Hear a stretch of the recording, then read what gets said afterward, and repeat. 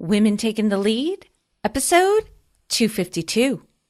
We tend to think of our legacy as something that we leave behind at the end of our lives. But what would you do differently today if you believed that you had the choice to carve out exactly what you wanted that legacy to be in real time? Manifest that concept, and magically, you do have that choice. You are your own GPS in your life. Start by having a voice. Say yes by listening to that voice. What's next? Now is your new next. And it really is, Jody, about the moment. It's about what we can do with the time that we have, with our energy in today, with creating that legacy that really tells the best story because we're living it. Hello, my name is Jody Flynn and welcome to Women Taking the Lead, where we are all about creating blasts of inspiration to help you overcome self-doubt so you can lead with confidence, integrity, and a sense of humor. Head over to womentakingthelead.com to join the community and get the resources to support you on your leadership journey. Now, your future awaits, so let's get started. Hello, everyone, and thank you for joining us today. I am here with Randi Levin. She is the founder and CEO of Randi Levin Coaching and is a nationally recognized transitional life strategist, Fortune 500 keynote, author, and reinvention expert. Randi supports women in becoming legends in their own lives through redefining legacy as a power tool for change and redirection today. You may have seen her featured in Thrive Global, HuffPost, Better After 50, Reader's Digest, Working Mother Magazine, American Express, Open Forum, or the Wall Street Journal. Randi is also contributing author in Get Results. Randi, such a pleasure to have you here. Woman, you are everywhere. I'm glad I could nail you down so we could get this interview Hi, Jody. done. Thanks so much. Yes, and so if you could let everyone know a little bit more about you and your own humble beginnings. Sure. Well, coaching found me. It's my own midlife reinvention. And I'm very purposeful in choosing transition because it was my pivot, my transition midlife. And I think that we all have some version of that, if you would. So people tend to call me sometimes a legacy catalyst. And I'm very, very fond of the concept of legacy, sort of redefined. I support women in shifting their definition around legacy so that they can really drive that legacy, make choices and decisions in the current moment that really impact it so they can be legends in their own lives. And what people love about my story is that it's relatable. I was a child of divorce. Many of us are. And when I graduated from college a long time ago, it was the 80s. It was a different time frame. I had my dad say to me, I wanted to go to graduate school and I was thinking about it. And I said, hey, what do you think? And he said, you don't need to do that because you're going to meet a guy. You're going to get married. You're going to have kids. And he said it a couple of times. And Jody, I totally put it in the back of my mind. I didn't think about it. I wanted to be a buyer and be in retailing. And so, I hit the ground running. I didn't go to graduate school. I graduated from college. I, pursued that dream of getting into the executive training programs and getting into the corporate America platform and being in retail. And I really liked what I was doing, and really kind of dismissed what he had said. And then life played out and I did meet the guy and I did get married and we waited almost a decade, but we did have children. And somewhere in that journey, after a decade and a half in corporate America, I decided to stay home with my children. And nothing wrong with that. Fabulous that I was, CEO, mom of the year. But that wasn't really my legacy. They are my legacy, but they're not this piece that's really personal to who I am. And I kept saying, what am I going to be when I grow up? What's that next thing? And it took me a really long time to get there. And so that's all part of my own reinvent. It wasn't until I understood that legacy wasn't just what I was leaving behind. It was what I could create and bring into the current moment for me. And so I help other women, support women in doing just that in their own lives, really being able to take the moment and make that work for them. I love that, Randi. And I love how you and I are of the same mind. And I remember in the conversation we had months ago when we first connected, we both were like, yes, totally agree on this, that legacy isn't something you leave for after you've died, right? Your life isn't about your tombstone and what's written in the obituary. It's what do you want to be known for now? What changes do you want to make now? And some of the questions I even have my clients answer in regards to this topic, and it came up on one of the on-air coaching calls, is when you're not around, what do you want people to say about you? Right? How do you want other people to describe you to a stranger? Those sorts of questions. So I love that you are actively, diving deep into this area, because for me with my clients, a lot of times we touch on the surface, but it's so rich and so much you can do. And it can be the catalyst to massive action once somebody gets clear. Mm-hmm. Absolutely, because it is like a mindset reset. It absolutely turns around your thoughts. So if you are living fearful of something, or you are maybe feeling very overwhelmed about something, or you're having a bad day, or you're having a great day, whatever it is, you can turn it around and say, okay, well, what is that next thing I can do? Where am I at in this? Where do I want my legacy to be? What decision can I make right now? So it's empowering, because when you use that as a barometer, it helps to clarify. Mm-hmm. And Randi, talking to you, it's hard to imagine that there ever was a time in your life when you didn't feel confident. Because, in the description at the beginning, you talked about I was just following a path and doing what I needed to do. But we all know we have those moments. We have those moments of self-doubt that plague us and can hold us back. But luckily, for most of us, a light bulb will go off and we'll suddenly realize what we've been doing and that we're capable of so much more. So if you could, it would be so helpful for this audience to hear one of your playing small stories, one of those times where you held yourself back and the lessons you've learned from it. Absolutely. Absolutely. Jody, I had to catch a thief. What? I had to catch a thief. I was being robbed. And that's the story. And we all are at some point or another. We have fears. We all have fears. And they show up and we don't necessarily recognize them when they're showing up. And the same was true for me. So here I was, this powerful stay-at-home mom, CEO of the universe, renovating homes and doing all this at-home stuff, if you would, having had this corporate experience and saying, okay, what's next, but not really taking action on it. Because somehow in my mind, I believed that I had to do this or that I somehow maybe couldn't do or manage or balance both of those things. There was no and. And so what I support women in understanding now is there's always an and, because there is. And if I had just thought about, can I do this and that, it would have changed the complete trajectory. It would have changed the conversation, because the word and opens up opportunity. You may still decide to do what you're already doing, but what could you be doing? What would you experiment with? What's some step you can take in that direction?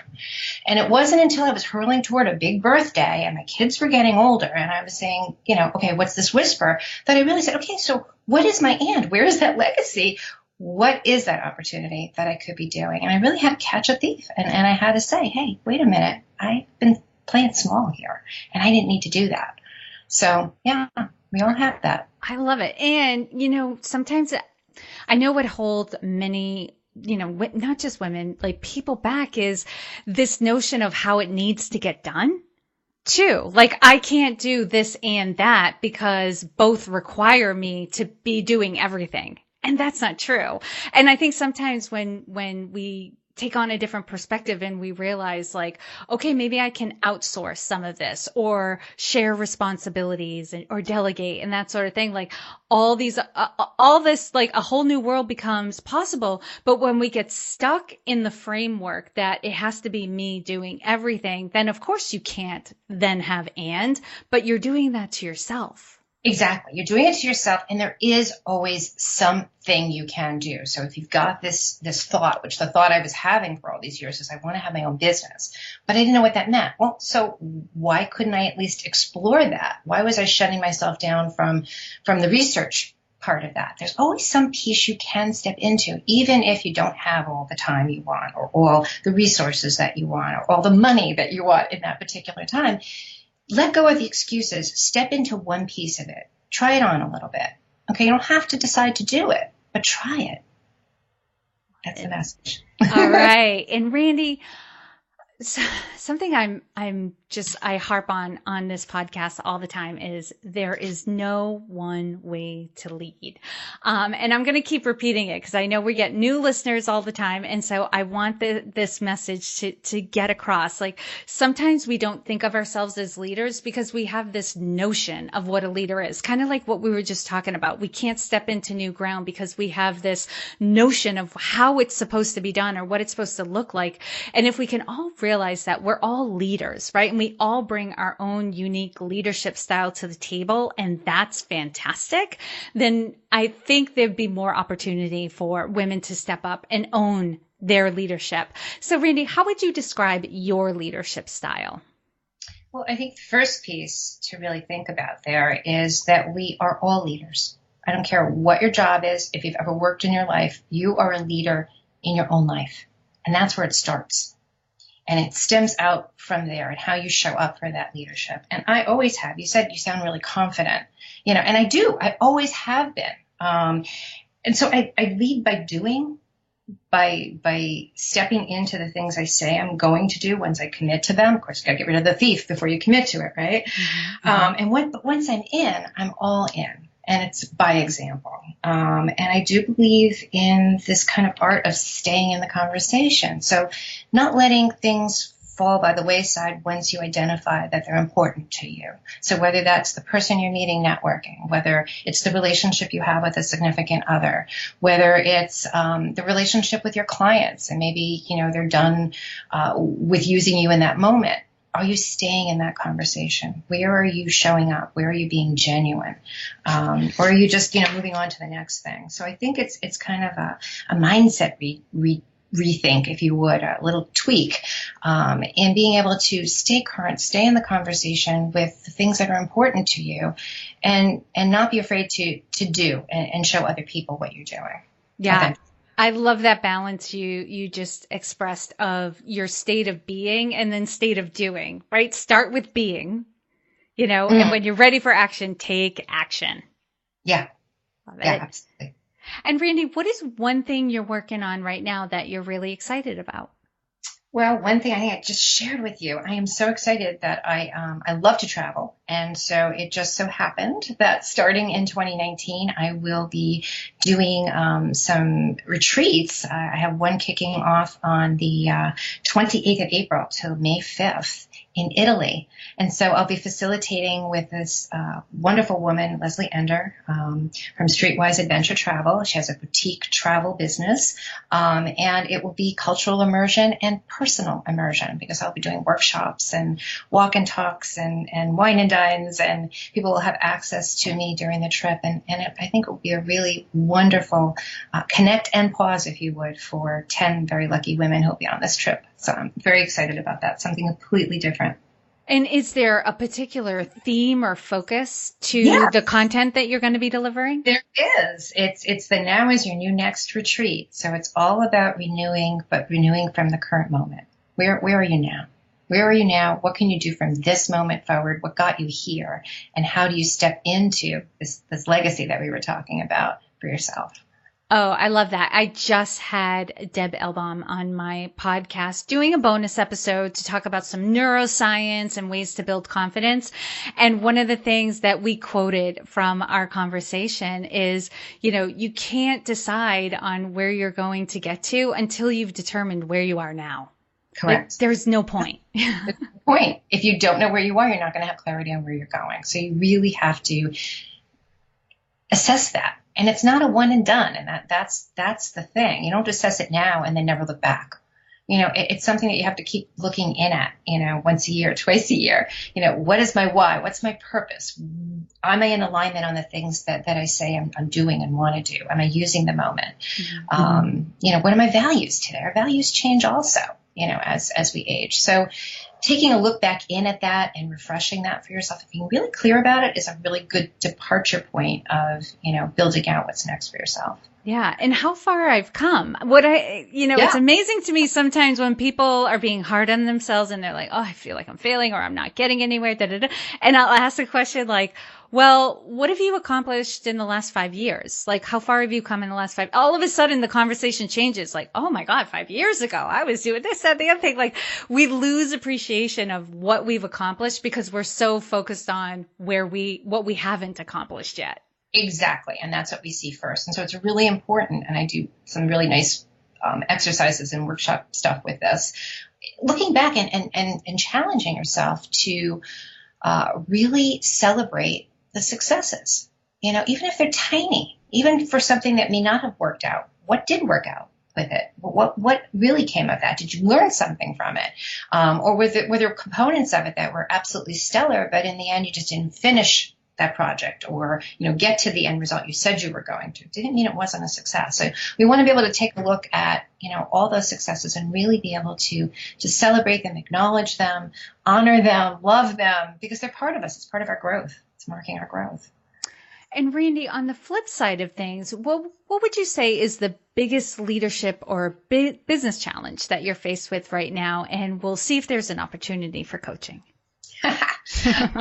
Well, along the lines of lead by walking your talk, I'm very much going to be doing that in the next year to 18 months or so. I'm going to be downsizing my home, which is in northern New Jersey, and moving really to 2 locations. My business is mostly virtual at this point, and I'm very fortunate and lucky that I can do that. But with that, there's letting go of things that you've had. There's unknown of where you're going and meeting people and what that's going to be and what that life is going to look like in different places.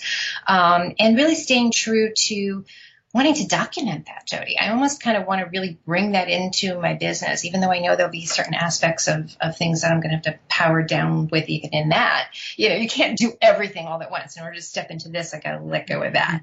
But I want to stay really accountable to it because I am all about transformation, and this is yet another transformation. So I want to be able to step into that and document and be able to share that with my community in a meaningful way, because I think most people go through it at some time or another. I think that's a beautiful thing. And Randi, I really want to acknowledge, I can hear the excitement in your voice and a little bit of trepidation too, because you don't know. Right? No. And add that extra layer of you're going to document it as it's happening, right? So there's going to be, this recording of what you experienced, how you responded to it. And that's very brave and very vulnerable. And I really want to honor that, because I will often say to my clients who are coaches, especially because as coaches, we get certified and we're taught skills and techniques and all this stuff. But a lot of the richness of our coaching comes from our own experience, to be able to say to somebody, I've been where you are right now. And I got through it. Your journey may not look exactly like mine, but I know where the pitfalls are, and I know where you can advance, right? I've been bloodied on the battlefield. Exactly. And we're all talking about change all the time, even if we're not showing up and saying, okay, I'm changing my life now. Things are changing around us, and there's always unknown that's a part of it. And so, kind of really getting up close and personal with the unknown and what you do with it and how you work with it. And, I think there's a bigger message than I probably even know about in all of this. So, I'm looking forward to it on multiple levels. Definitely. And how do you plan on recording your journey? What is that going to look like? I don't know. I know it'll be some sort of journaling of some kind. It may be Facebook Lives. It may be something in blog posts, that I keep running something on. Maybe it's a book. I'm not sure. I'm not sure. I think I kind of have to see how that all plays out and where these elements are, but I can definitely, if I have to guess, there's going to be some incredible opportunity for blogging around all different topics, particularly as they affect women of a certain age, moving through our lives, how we power up and power down out of certain aspects of the things we do, and what the pluses and minuses are to that. So I'm not really sure yet what that is, but I know that I'm then I'm definitely going to do it. So yeah, you're definitely a writer. I can definitely, because that would not be a hardship for you. That's just a natural part of what you do and how you express yourself. So it makes sense that that would be a part of it. And yes, if there are other layers, other multimedia, it would depend on like what you're feeling in the moment, because you do want it to be genuine. Yes, you know? I want it to be genuine, but you want it to be relatable to other people, and obviously what I share are the things that I hope will support others in making decisions in their lives and stepping in and out of different things, and trying to do it with as much grace as possible, I guess. Yes. Yeah. So Randi, I really want to honor you. This sounds fantastic. It is a challenge, but it sounds like a natural challenge, and you're doing, how do I want to say this? Like, you're doing the work to prepare yourself for it and also have it look exactly the way it's going to look. At the moment, you're not overthinking it, you're not overguessing it, or like you haven't mapped out you don't have the plan so nailed down that there isn't flexibility in it. You're keeping it kind of open so that you can be genuine in whatever experience you're having as you're going through it. And I like to say I'm manifesting the opportunity, because I'd like to believe that's what I'm doing, at least. I do see it as it's an opportunity all the way around. It's an opportunity to do the things I always said I was going to do and live in the places I've always said I wanted to live. And it's also an opportunity to be able to share some of that within my own circle, my own business, and give that back in some way. So I think there's pieces that will help other people, or, certainly the things I learned that work and the things I learned that don't work will all be out there. So, yes. And you probably already thought about this too, but definitely have that person that you can go to that you can be completely vulnerable with, right? If it's all falling apart and you're having a major breakdown and it's not something that you're comfortable blogging about in the moment, just make sure you have that outlet, because we all need that sacred space. We can't be 100%, available, to the world at large. You definitely have to have, something that is just for you, with somebody you trust implicitly. Agree. And I also think there's a certain amount of kindness to oneself that has to enter into anything major we do, any decisions we make for any changes in our lives. We have to be kind to ourselves. Yes. And that means that, we have to really think about that. It may not come as naturally to some of us in those type of moments where there's a lot going on. So forgive yourself and embrace your humanity. Pause, allow yourself to, do things that are pleasant for you, that may have nothing to do with this agenda at hand. And know that it's okay to, give yourself permission to make some decisions that may not have been the decision you would have made had you not been doing all these other things. But, in this moment, you need to make that decision. For this week or this day or this month or whatever it is. So it's a lot of permission giving, I think. Amen. I love it. All right, Randi, now we're going to do a quick leadership roundup. So tell us, what is one practice you have that helps to make you a better leader? Well, do you remember, back in the IPEC days, I remember distinctly when I signed up for coaching, to go back and get my certification. And I remember whoever it was who was on the phone with me at the time, eagerly taking my credit card, they said to me, okay, so just start. And I said, what do you mean, just start? What does that mean? I haven't taken class 1. How can I start? Who's going to take me seriously? See, there's that thief coming up again. Mm-hmm. There's those excuses coming up again.